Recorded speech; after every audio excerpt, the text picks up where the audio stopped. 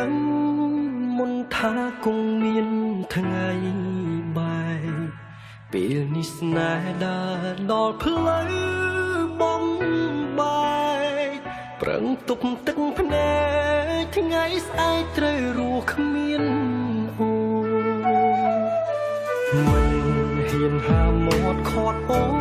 នគុំទៅដឹងថានៅពើគ្មានក្តីសុខរស់ក្បែរបងគ្មានឡើយអនាគតទើបសម្រេចចិត្តឲ្យអូនចេញទៅសង្ឃឹមថាអូនជួបមនុស្សល្អជាងបងថាល្អពេលគ្មានរៀមរាសូមឲ្យមានក្តីសុខក្នុងក្រុមគ្រួសារបំភ្លេចចុងណារឿងស្នេហាពីអាដឹកនៅស្រឡាញ់អូនមួយជីវិតទុំ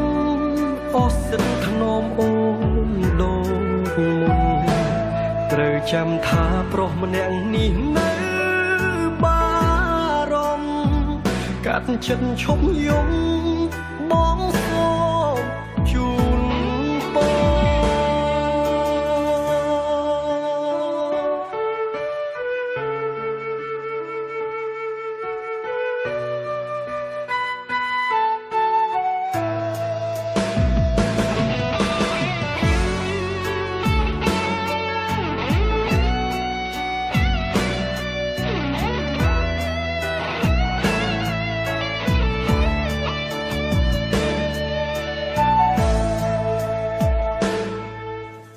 មិន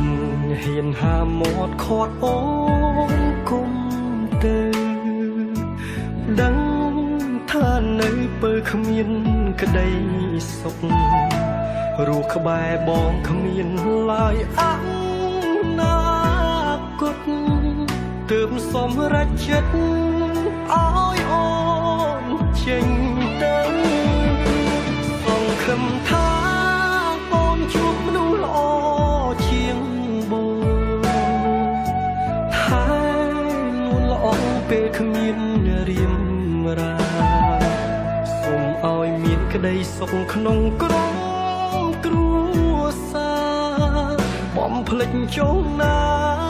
រឿងស្នេហាពីអាដឹកនៅស្រឡាញ់អូនមួយជីវិតទុំអស់សិនថ្នមអូនដូចមុនត្រូវចាំថាប្រុសម្នាក់នេះនៅបារម្ភកាត់ចិត្តឈប់យំ